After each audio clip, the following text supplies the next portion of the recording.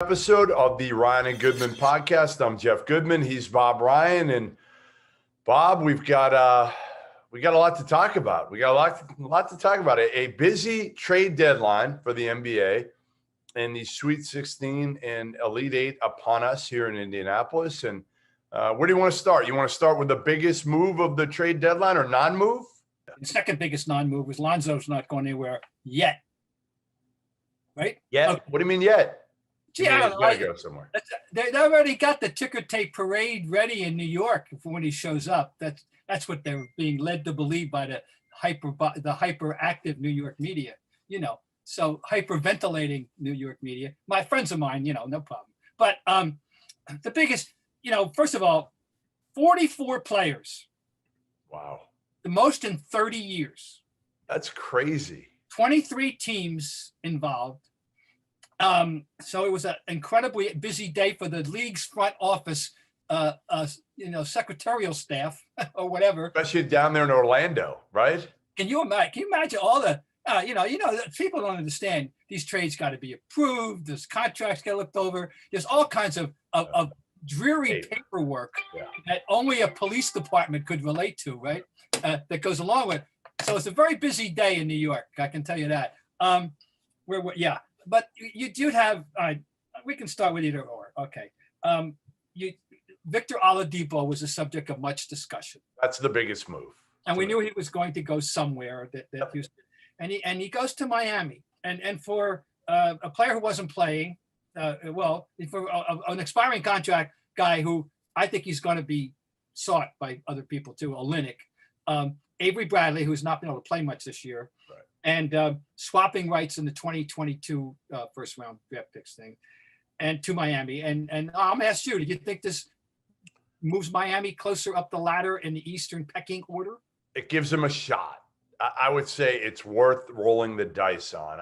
Again, Avery Bradley, we love Avery Bradley, but he's towards the end of his career here probably. Kelly Olynyk, is a serviceable, good second unit big. Absolutely worth the 1 year rental potentially, and maybe Victor Oladipo signs beyond that.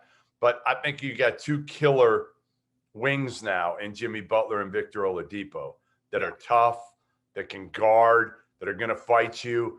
And we know what Miami did last year in the bubble. And can they take it one step further? No, probably not. But can they get back to where they were? Maybe. I think the key thing for them was they didn't have to give up either Hero or Duncan Robinson. Right. They added on, essentially, is what they did. They could live without Kelly Olynyk. And by the way, he'll be around forever and ever. Yep. He can make shots. He's good to have around. He'll be sought out. In fact, there's even a rumor already the Celtics are interested in reacquiring him. And so I'm just, that's out there. It's all. I'm not giving it any credence. I'm saying it's out there. And it wouldn't, Made a last night he was dropping 25 in a playoff game, if you remember, in a Celtic form. I think it was worth it again for Miami to roll the dice because to me, you put Butler and Oladipo with, like you said, with Duncan Robinson, with Dragic, maybe they can make a run to the NBA Finals again. I don't know if they have enough to beat the Nets. But again, we just don't know what the Nets are going to look like come crunch time. We don't know. We don't know. We just don't know. And so, but you still got the Bucks who are playing better now. Yep. And you got Philadelphia once they get Embiid back, and we know how good they can be. And they made a move, although we're going to get to that. It's almost, But anyway, next up, and maybe not next up, depending on, because a two-time All-Star who's at the prime of his career, Nikola Vucevic, has moved on to Chicago. And now they've got Markkanen, and they've got, of course, Zach LaVine, who I think is the best kept secret in the entire league for a guy who's putting up boxcar numbers every night. Yeah. And I tweeted about this earlier in the year, and they came back and I didn't guard anybody. I'm just saying the guy can score. I know this. I'm not saying he's the greatest player in the world, but boy, he's a force. And now he's been having to carry that. He has had to carry that team's offense to a disproportionate degree. And that should cease now with Vucevic. So people, people, and I'm one of them. Hands up, okay?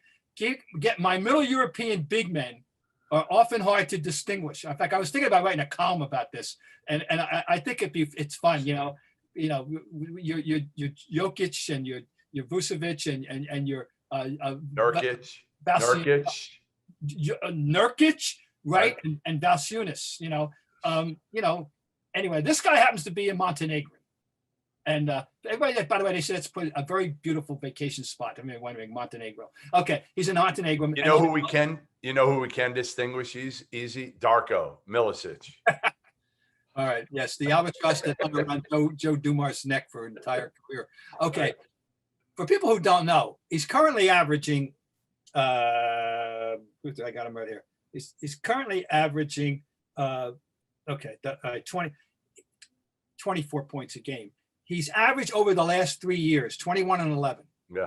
Over the last 3 years. He's a player. And he's a player. I mean, he can score the basketball. Like he's one of the alters the look that the Chicago Bulls can put on the floor every night. And what did they give? And they also get Farouk Amino. Yeah. Who's a serviceable player. Yes. What? Wendell Carter, who I think is a capital B bust, don't you? And Otto Porter. I don't know if he's that. I don't know if Wendell's that bad, but I think Wendell's a solid piece is what Wendell Carter is. Where obviously, to me, again, Vucevic is a guy he's an all-star caliber player, and you're adding that in Chicago to another all-star. Now, they're not like high-end all-stars, but you got two maybe of the top 25-ish players in the league in Levine and Vucevic, and you've got a good young group kind of around them with Markkanen, and young Patrick Williams is going to be really good. So Billy Donovan's got enough now to take this team. I like this move by Arturas Karnisovas. I really like it. Yes, I think so. I think I'd be very happy if I were a Chicago fan. And also, if I'm not mistaken, Jeff, the 21 and 23, they're 1 to 4 protected on the draft picks. Yep. So that's a great move by Karnisovas. And they won't be. So you can't even get Karnisovas. That's a tough one for you, right? I know, and I go way back with him too. But I should be able to say that. So anyway, they definitely get a rave reviews from everybody. Yes, and they should. All right, another big name that went not in terms of with the house cleaning that was done in Orlando, Florida, is Aaron Gordon. Yep. Who now goes to Denver. And they gave up Gary Harris, and R.J. Hampton. That was a young, who knows what he's going to do. Yeah, they gave up on him quick. And a number one, but right away, Denver. I was on the Denver bandwagon and back in Bubble Land, and I still think, we talked a lot about Michael Porter Jr. We saw what Murray did, and of course, who doesn't love, the other guy, Mr. Jokic. Yeah, no. So, this is an interesting addition, don't you think? Yeah, I've always loved Aaron Gordon. How much subtraction? I've loved Aaron Gordon because he plays with a high motor. He's super tough. His shot's gotten better. He's a good locker room guy. Yeah, I like it. I mean, to me, Jokic, Gordon up front with Murray. I think they probably are missing one more guy in the backcourt, but they made themselves better. There's no doubt they made themselves better for now. And I'm happy to see these teams, to me, taking a run at it. Take a run at it if you're Denver. And who knows what happens. Last I checked, LeBron is hurt, Bob. There's great certainty and uncertainty in LA. I would think the Sharks are circling in that pool in the West, of course. I mean, we know it all might work out by the time it's said and done. Yep. Davis is, cured from his current ailment, and it won't be his last, by the way. I don't think. Yep. It's just the way it is shaping up. And LeBron, who's 36 on the 30th of December. All right. So anyway, they're vulnerable right now. We don't know what they're going to be. So definitely Denver has to be thinking we can help. Okay, the couple other guys that people are going to be talking about. The Clippers have acquired a point guard who is now, I'm going to give you his perambulations. Okay. He played with the Celtics until the 14-15 season, and he got himself a nice ring in his second year in the NBA, and he was well-deserved. Since then, Rajon Rondo has played for Dallas, Sacramento, Chicago, New Orleans, the Lakers, Atlanta, and now he is a Clipper. It's just 7 teams since he left Boston. Now, this shouldn't be based on his skill level, should it, Jeff Goodman? So I'm just, I think I've always said this about Rondo. Early on, he was hard for me to like. I just felt like he had an air of arrogance to him that pissed off every coach that ever coached him, including Doc Rivers. You know, he's hard to coach because he felt like he knew more than every other coach. From what I was told, he's a better locker room guy now than he was when he was with the Celtics. Like now, young players like Rondo, he still probably thinks he knows more than most coaches, but I think he goes about it a little bit differently. You know, I just think ultimately it's Rondo's not Rondo anymore. He's not a great defender anymore. He still can't shoot. That's gotten no better in his entire career. Yeah, he's a great second unit point guard. That's what he is because, again, he does make people better, Bob, period. Well, and of course, there's the idea of the playoff Rondo. The fact is he was an important piece of the Lakers puzzle as they marched to that last championship. The fact it is true. And I think he was a popular guy with them. Certainly LeBron liked him. And he's still only 35. He can give you a couple more years. But this is interesting. They needed a point guard, and they have a legitimate point guard. You know, they still, Beverly's a professional pest, is what he is. And he's the guard answer to Marcus Smart. I mean, and there's a limit to his usefulness, and there's a usefulness, but there's a limit to it, and therefore they need something else, and they now have something else, and I know they're I don't even think they think they're getting that they're going to get one more playoff Rondo benefit, that they're going to be the beneficiary. How about that he was traded for Lou Williams? Lou Williams. I can't get over every time I hear Lou Williams now, I just hear Doc Rivers on our podcast talking about Lou Will and how honest he was of like, I didn't want Lou at first. I didn't want Lou. And then, and I think that was the deal here was it had run its course in LA with Lou, right? The Ty's playing him 7 minutes less a game than he played last year. He's down 28-21. And so naturally he's scoring less. He's scoring 12 as opposed to 18. Just a year ago. Wow. I haven't watched him to know whether he's, lost that proverbial step or he can't quite get that clearance he needs. Yeah. I mean, as you get older, that's one that he's not as old as you think because he came out of high school. He's 34. With the resume that he has, you might have thought that he'd be 38 years old. But the fact is he's only really, quote unquote, only 34, but he's been around for 15 years. Guess what? He's going back home to where he played 7 years ago in Atlanta. Here's the sequence. Where he grew up. Here's the sequence for Lou Williams. So anyway, Philadelphia, Atlanta for 2 years, Toronto, Lakers, Houston, and then the Clippers in 17-18. That's his. And he got to the point where I'm thinking, you got to talk about him for the Hall of Fame. As the incredible six man, he's a multiple 6-man guy. Well, I got to that point. Yeah. I got carried away. Okay, I see the look on your face. Okay, thank you. I didn't go to the jump through the computer. I didn't want to jump through the. I didn't go to the mattresses on this, Jeff. I let it run through my mind. Okay, that we have to consider as a 6-man. Put him in the discussion. We don't need to water down the Hall of Fame. It's already a little bit watered down, Bob.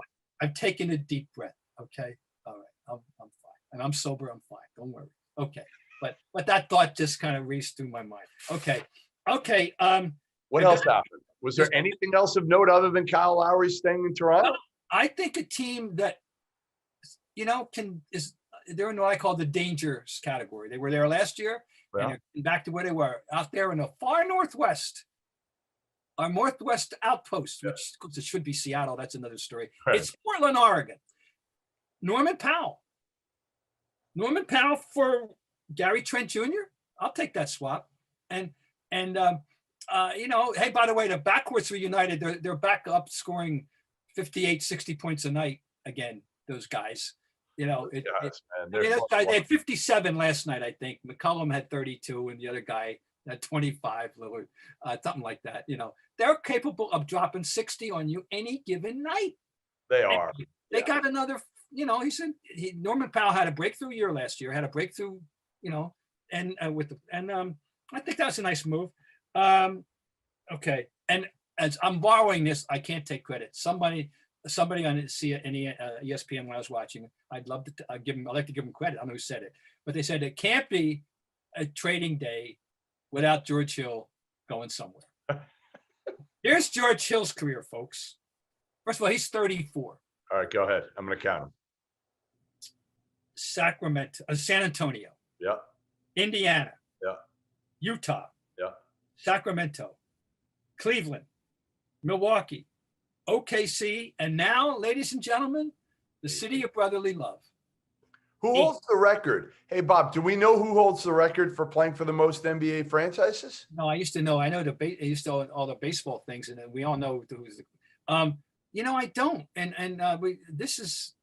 that's a homework assignment. That would be an interesting. Like, has somebody played? How many teams you think the record would be? Like 15? I don't know if it. I would doubt it'd be maybe a dozen. I'd be surprised if it were more than that. Yeah. But you know, it could be. Some of these journeymen. It's a great. But George Hill, I go back to. Oh God, I can remember when I was making a drive. Remember when Indiana made the great move and Roy Hibbert was still a viable force when there was still a role in the NBA for a guy like Roy Hibbert, and they made a run, and George Hill had a terrific playoffs year. 13. I know it was 13 because I was driving cross country. I remember that and I associate it with driving cross country. He was great. He was great. But George Hill, who is the greatest player, he put Ooey Pooey on the map. Just know that. How about this? Ooey Pooey has a job vacancy right now. Oh, they do. Filled. That some people feel like at the end of the season here, George Hill's going to retire and get that job. I don't think it happens, but same thing with Speedy Claxton and we can transition now if we want. Just let me tell you, Ooey Pooey's on my list of 201, just so you know. There you go. I like it. Okay. I just went. There's a great venue here that is that the one you were at? So Farmers Field. No, it's their campus gym. So this one's different. You were at the Coliseum? It's called like Farmers something. Coliseum. Yeah, Farmers Coliseum. The Pacers played before they built Market. Really? It's amazing. That's the home of George McGinnis and Bob Nuttalicki and Slick. No way. I didn't know that. Darryl Carrier. You know, that's where they played in early 70s. I don't know, it was 71 to them. So you've been there plenty. Have you been there plenty? Once. Okay. The Celtics played the Pacers. It's like a farmer's market around it. It's really weird when you drive in and there aren't any people there now, but I didn't know it was still standing. Yeah. And funny that the Market Square has come and gone and that thing is still there. Well, that's where I went to see the Celtics play the Pacers in the next NBA exhibition. In the early, I don't know exactly what year. I'd have to go look it up, 71, 2, maybe 3. But one of those years, it was my first visit to Indianapolis, which is a very different city now than it was then. In fact, I tell everybody that it's the most improved big city in America of all the ones I have visited. Really? It was that bad? It was that bad years ago? Desolate, really dreary, nothing happening downtown Indianapolis in those days. Still dreary today, Bob. It's still. I still think it should be the permanent home of the men's tournament. And I'm with you. All right, I'm with you, and we'll get onto it now.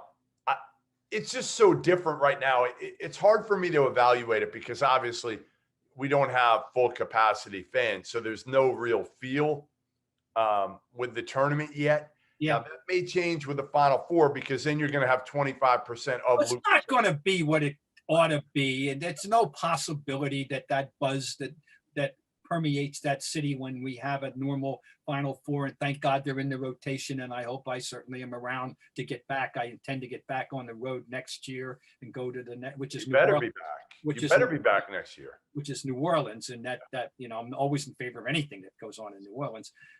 And by the way, happy birthday last week to Clarence Frogman Henry. I want to point that out. He turned Who? Clarence Frogman Henry gave us one of the great one-hit songs in the 50s, Ain't Got No Home. Are you going to sing that one to us? I can do a little part of it because he does it in multiple voices. Woo, woo, woo. People who know the song know that wasn't too bad. Now, Clarence Frogman Henry, New Orleans. So anyway, I did digress a bit on that one, but there we go. Back to Indianapolis. Won't be what it ought to be, but it is the perfect place for the Final Four. Yeah, it is because it's compact, because you could see everybody there. Everything's downtown. There's a bunch of hotels. There's plenty of everything, plenty of places to eat and drink, plenty of places to gather, and God, the facilities. You don't have to argue about the facilities. So my hotel goes to the canal here. It backs up to the canal, so I can see it. So 2 days ago, it was beautiful. It was 70 degrees. I had never even walked the canal. Great walk. Beautiful. You know, like, again, if the weather's good here, it's nice. Today, it's right. Probably no better than it is back home. It's an excellent art museum. My wife assures me that she looks forward to when she goes there and everything. Now, anyway, I'm a big. So what are you looking forward to most here with the Sweet 16? Are you hoping that Oral Roberts keeps going in this deal and Max Asmus and Kevin O'Banner beat Arkansas and go to the Final Four? Are you the guy that's like, you know what? No. It was a fun story, but let's get as many heavyweight matches as we can in the Final Four. I am convinced. I've been convinced by the experts, like such as yourself, that this was a sadly and underseeded team, Oral Roberts. Yeah. That this shouldn't have happened. And the two things that everyone seems to agree on are that they were underseeded and Loyola was underseeded. Yes. There hardly were an 8. And Oral Roberts is better than a 15. Okay. I'm okay either way. I got nothing against Arkansas. I like the way they play. I got nothing against them. I don't have any, I can't stand them. That's from, of course, that's. Well, there's no teams you hate in this tournament now, Bob. There's no teams that anybody who's the team in the tournament? Well, I think in the East and in the Big East, Syracuse, because let's get serious. Syracuse is a buzzword because all the media guys, everybody makes jokes. The two schools that have produced the disproportionate number of media are Syracuse and Northwestern. We know that. Everybody seems to be either a Syracuse or a Northwestern guy. And I once wrote a column before we had a regional here in which Syracuse was in. And I jokingly wrote that every office in the I-95 corridor from Washington to New York has got a Syracuse guy, and he brags about Syracuse, and that just seems to me they're the one possibility where people would line up and say, get out. And you didn't even go into Boeheim. A lot of people. And then there's Boeheim. Jim Boeheim has created an image for himself over the years, and he makes himself. I like Jim Boeheim. And he's in the category of Jim. I wish you wouldn't do these things. Right. Jim, why do you do these things? Don't he's already had his annual, his press conference with Mr. Gaff, making fun of the writer for the Athletic because he's 5'2", and Jim, stop it. You're better than that. You should. Yeah. Right. So they're the only possibility. Other than that, Jesus, I don't know. I think the story for me is still it's the obvious story. Can Gonzaga do it? Yeah. I mean, this is 45 years. Teams have come in and they've got the dual burden of not only of the history than anybody would have, but they're on this is a 23-year run that they're on starting in 1999. And they've knocked on that door, including going to a championship game. And I don't know if their citizenry are okay with, that, my God, I can't believe how lucky we've been. Or they're saying, okay, Mark, get it done.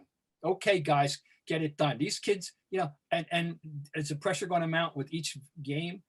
The thing that starts to worry me, you're looking for things to worry about, this is the fact that they have won every game but one by double digits means that they have zero experience this year as a unit in a close game against a half-decent team. Yep. And I'm sorry, I would be willing to bet they're the only one of the remaining 16 that can make that statement. about whom you could say. I can't believe. I mean, I've done my homework on all other 15, but I find it hard to believe that none of the other 15, that all the other 15 had to sweat. First of all, they all had losses. Secondly, they won some really tight games, I would think. So I mean, they haven't played anybody really good. Yeah. I mean, BYU is the one team that you'd say is like pretty good, but BYU got knocked out early. They weren't great. They played them 3 times. Other than that, the last decent, and I don't even think Virginia was that good. That was the last decent team they played, was December 26th was the last team that, they played Iowa early. They played Kansas early. Kansas, we know, wasn't very good. Nope. They played West Virginia, Iowa, and Virginia. Now, they're a great team. But again, like, Virginia's not great. Kansas isn't great. Now, they beat them all, and they beat them all pretty handily. So we know Gonzaga is a great team, but it's not like they've run the gauntlet here by any means. No, we were deprived of a game with Baylor due to COVID, which would have been very interesting. I'm glad we didn't get it, because now I want to get it in the national title game. And Baylor, would you agree? I think they have survived the, in the immediate aftermath of their 3-week absence with COVID, they lost twice. They didn't look the same. We said, oh, they're not the same. The team I've been watching in this tournament, that's pretty damn good. Yeah, I picked him to win it all. I talked to Scott Drew the other day, and the one thing he said was, listen, we came out of the pause. They played a game after 2 practices, and he said, and then everything was jammed up because of the pause. So we're playing a bunch of games in a short period of time, so we didn't have a chance to practice. It was play a game, prepare for the next game, play the next game, maybe have 1 practice in between if we were lucky. So they didn't have a chance to get better back to what they were defensively. And that's honestly the differentiator between Baylor and Gonzaga, and Baylor and a lot of other teams, is their defense can be so good. I mean, they've got arguably, you could say, 2 of the top 5 defensive players in the country, and Davion Mitchell and Mark Vital. And I think Villanova is going to be in trouble here. I think it's finally going to catch up to him, the injury to Colin Gillespie. Mark Vital, boy, he plays hard. Yeah. He plays hard. I'm trying to think. There've been lots of, there is a spot in the NBA for him, because just on his body size and the way he attacks the game. I've seen just a defensive guy, just a killer, tough as hell, who just, like you said, all he cares about is screening. The problem with him is he's not overly, if he was like 6'10". Yeah, he's like, is he 6'8" or 6'7"? What is he? Yeah, I think 6'7". I think 6'7". Well, it's I hope there's a spot for him, because he'll. I'll tell you what, he's one of those guys. You bring him. I used to have a category, and bring him to camp. He'll make your guys wish that you hadn't. Yeah, no doubt. Those other players. He's gonna be one of those guys. I think, at the very least. I would agree with that 100%. Now, a team that caught my eye because I hadn't seen them, and I went, whoa, what have I been missing? Was Oregon. Yeah, they're good. They're good, and they're well coached. Dana Altman's a great coach. Dana Altman is in the business. Everybody knows him, and people should know more about the respect he has in the business. How good. Now the team they're playing, I just haven't seen their games, and I know they have to be playing well, USC. And I know about Mobley, and but I haven't seen them. But how about Larry Scott? Is he strutting around town? I mean. What Larry Scott around town with all his money, all the money that he basically stole from the Pac-12 over the last however many years. And he takes a lot of media shit, and he probably deserves a lot of it for a lot of reasons in football and everything else. But right now, I'm sure he's strutting around town, and they got 4 teams in the 16. It's amazing. What's more surprising to you, that the Pac-12 has 4 teams, or that the Big Ten only has 1? It's got to be the latter. If you go back, if people want to go find out things I've written and said of the last 3 months, as I was jumping on big time the Big Ten bandwagon, and what a deep, amazingly wonderful conference, and how many teams there are I love to watch, and it's all true. I did. I'm stunned that they're all out, but and that the one who survives is the one I thought was going out first, because they lost one of their 3 best players, Larry. I keep Larry Livers because there was a Larry Livers who was Larry Livers for Villanova back in the 60s, but that's another story for another day. Isaiah Livers. Yeah. I wrote them out, just like I wrote out Colin Gillespie. Never thought Villanova would get this far. I should know better. But I'm surprised to that degree. But 4 Pac-12 was given, I mean, I know who also strutting around town. My good friend Bill Walton. Oh, the Conference of Champions. Conference of Champions. You know that. Yes, and I didn't see this coming, and I'm a Pac-12 guy, having got nobody saw this coming. Nobody thought Wayne Tinkle and Oregon State were going to get this far. Nobody thought UCLA was going to be in the Sweet 16. And what makes it more impressive, Bob, was that the restrictions put in place in California were such that those California schools weren't able to like Mick Cronin didn't see his guys in person for like 6 months after the pandemic hit. So they were way further behind than most schools in terms of early on in the season. And I think that's one of the reasons you're seeing they kind of play catch up and got better and better. And usually, and it did hit them a little bit. I mean, they have 5 teams in the tournament where maybe they would have had a 6th if they didn't have all this. And, but they did okay enough in the non-conference to be able to get 5 in. And man, I just can't believe we're talking about 4 being among the Sweet 16. No, not at all. So I keep looking at, the Saturday games, feature a 12, a 15, and an 11, which is really interesting, and then we've agreed that the 15 was underseeded. And by the way, I wouldn't be shocked to be in any way if they beat Arkansas. If they play if they continue to play the way that they're playing, and then I would say absolutely. That they could do it. Those 2 guys have really played great basketball. We have to talk about a little bit about Loyola and the fact that so much people.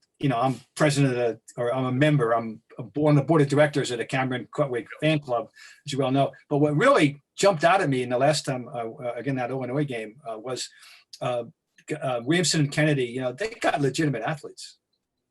Who does? Who? Loyola. Oh, Loyola's they're just so disciplined, especially in the defensive end.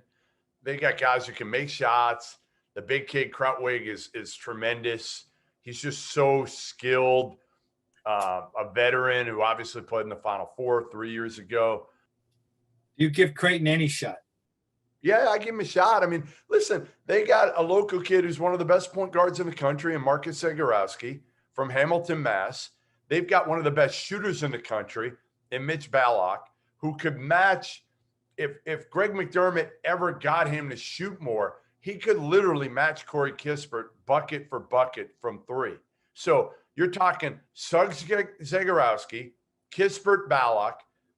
Timmy's the one that nobody has an answer for. Nobody has an answer for Drew Timme. I figured who I got reminds me of on Timme.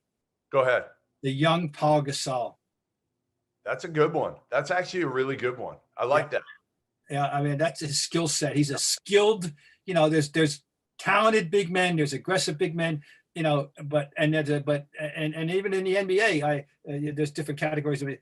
Skilled big men. There's a little bit of absolutely everything. I think that, and Timmy's I think he's a young Paul Gasol. And you're right, Zagorowski could drop 30 on him easy. I mean, on anybody at any given time. Like, you got a junior point guard who's really good, one of the best point guards in the country, going up against a freshman in Jalen Suggs. Creighton's older. They're deeper. I'm not sure I'm not sure they beat them, but they can score the ball. Now, again, can they stop Gonzaga? No, they can't. But I don't think Gonzaga can probably hold down Creighton either defensively. I think it's going to be the most fun game of the Sweet 16. Probably the one that I'm most. I had to pick between. So I tried. I think I told you last week. I tried to get David Warlock to allow me to do all 8 games. Yes. During the day, he wouldn't let it happen. I don't know why exactly. So yeah.